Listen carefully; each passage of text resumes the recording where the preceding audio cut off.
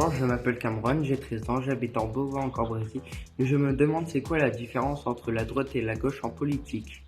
Je vais me présenter, donc Emmanuel Cherrier, je suis maître de conférence en sciences politiques à l'Université de Valenciennes. C'est une question qui est effectivement assez complexe souvent parce que on entend beaucoup dire aujourd'hui que le clivage est brouillé, qu'il a disparu. On se rappelle que le président actuel en 2017 dans sa campagne avait dit qu'il voulait dépasser le clivage gauche-droite, puis d'autres se tiennent au clivage et se revendiquent encore aujourd'hui de gauche comme de droite.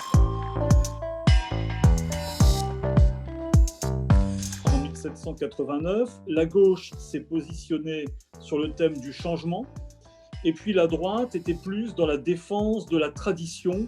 Et puis les positions ont varié dans l'histoire. Alors aujourd'hui, pour répondre simplement à Cameron, ce qu'on peut dire, c'est que la gauche se présente comme étant plus attachée à l'égalité, notamment l'égalité des chances, revendiquer plus de justice sociale. Ça demande des politiques publiques, ça demande une action collective. Ça parle du groupe.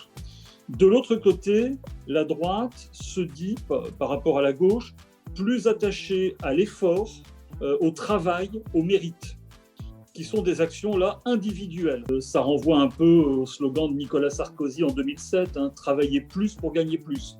Et la droite se dit aussi plus attachée à l'ordre et aussi plus attachée au libéralisme économique.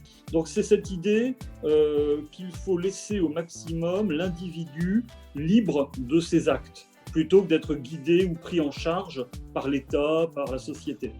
La liberté du commerce et de l'industrie, la liberté de créer son entreprise. Ce qui marque aussi la droite, c'est aussi un attachement à l'identité nationale.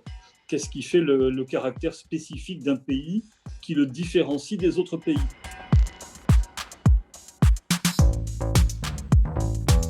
C'est un peu caricatural dans le sens où, mais en même temps, il y a une part de réalité dans le sens où ça a pu être la clé de lecture de la gauche et la droite au 19e siècle, par exemple. Au 20e siècle, on a vu quand même que la base sociologique des différents camps, des différents partis, a subi des évolutions.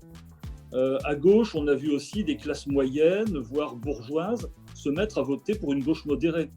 Et de la même façon, à droite, il y a aussi une droite populaire qui a existé.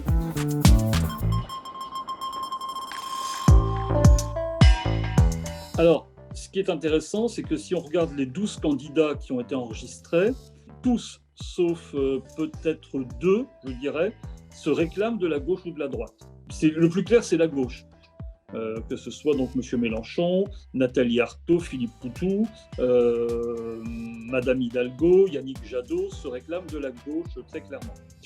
Vous avez des candidats qui s'assument très clairement en disant « nous sommes de droite ».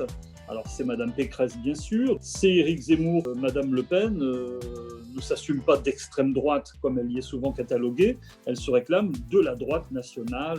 Ceux qui sont plus difficiles à classer, alors c'est d'une part Jean Lassalle, maintenant se réclame plutôt d'un mouvement de défense de la tradition, de la ruralité. Et puis le cas bien sûr le plus compliqué, c'est Emmanuel Macron, le président sortant.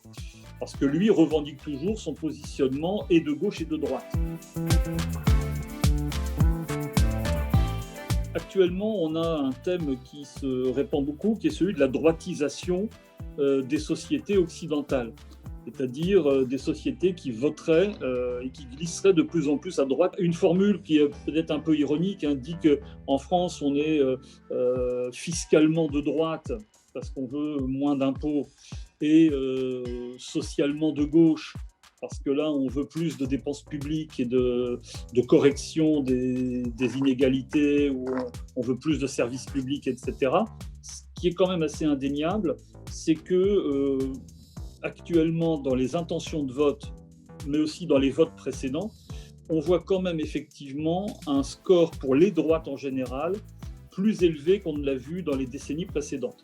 On voit bien que la gauche actuellement, si vous additionnez les intentions de vote, on est à 25-26%. Et ça, c'est historiquement quand même assez rare. Alors évidemment, c'est assez relatif parce que comme en parallèle, on a une grosse abstention, c'est bien par rapport à des pourcentages que je parle. Si vous regardez en millions d'individus, il n'y a pas plus de gens de droite qui votent qu'il n'y en avait il y a 30 ou 40 ans.